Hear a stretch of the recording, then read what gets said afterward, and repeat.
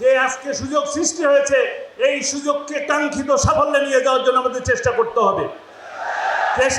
হবে। কোরআন এবং সুন্নাহ বাস্তবায়নের মাধ্যমে, সৎ লোকের শাসনের মাধ্যমে। আপনারা কি সৎ লোকের শাসন চান? সৎ লোকের শাসন চান?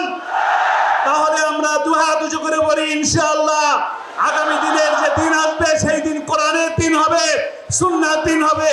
আমরা সেই কোরআন এবং সুন্নাহকে বাস্তবায়ন করার জন্য আমাদের জীবনকে বাজি রাখবো ইনশাআল্লাহ। আল্লাহ আমাদেরকে তৌফিক দান করুন। আসসালামু আলাইকুম ওয়া রাহমাতুল্লাহ।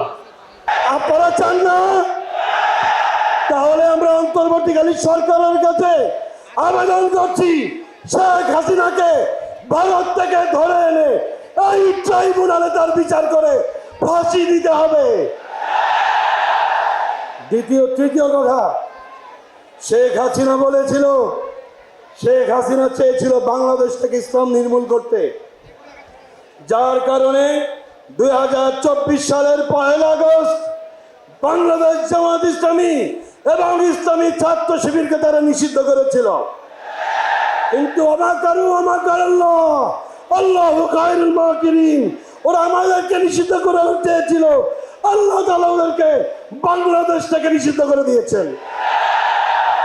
সুতরাং এটা পরিষ্কার, এই দেশে আর কিছু থাক না থাক, ইসলাম থাকবে ইনশাআল্লাহ। শেষ কথা, 17টি বছর বুক ভুলে, বুকের সমস্ত শ্বাস দিয়ে স্লোগান দিতে পারিনি। আজকে একটা স্লোগান দিতে চাই, লিল্লাহে তাকবীর, লিল্লাহে তাকবীর। সালাম আলাইহি ওয়া সাহবিহি আজমাইন। আউযু বিল্লাহি মিনাশ শাইতানির রাজীম। বিসমিল্লাহির রহমানির রহিম।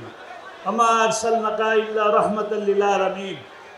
জাতীয় সিরাত কমিটি আয়োজিত ঐতিহাসিক সরওয়ার্দী উদ্যানে সিরাতুন নবী সাল্লাল্লাহু আলাইহি সাল্লাম মাহফিলের আজকের সম্মানিত সভাপতি, উপস্থিত দেশ সেরা, জগৎ সেরা আলেম ওলামা বৃন্দ, উপস্থিত আমার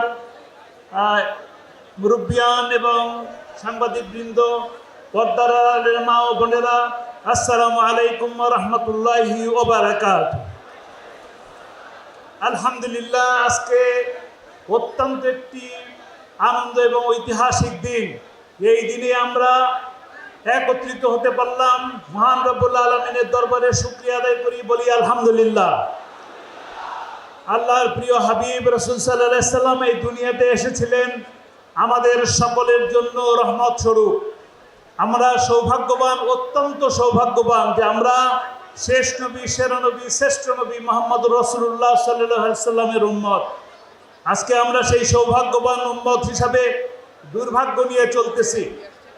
দুর্ভাগ্য এই কারণে যে আমরা যে নবী করিম সাল্লাল্লাহু আলাইহি সাল্লাম যে সোনালী যুগ উপহার দিয়ে গিয়েছিলেন, যে কোরআনের মাধ্যমে, সেই কোরআনকে আমরা মানতেছি না, কোরআনকে পড়তেছি না, কোরআনকে জানতেছি না, কোরআনকে বুঝতেছি না। আজকে সেই কোরআনকে না মানার কারণে, না বোঝার কারণে আজকে গোটা বিশ্ববাসী, বিশেষ করে বাংলাদেশের উপরে জুলুমের পাহাড় বসে আছে। আমরা চাইব, বাংলাদেশে গত 17 বছর ধরে যে জুলুমের পাহাড় আমাদের উপরে চেপে বসেছিল, আল্লাহর অসীম দয়ায় ছাত্র বৈষম্য আন্দোলনের কারণে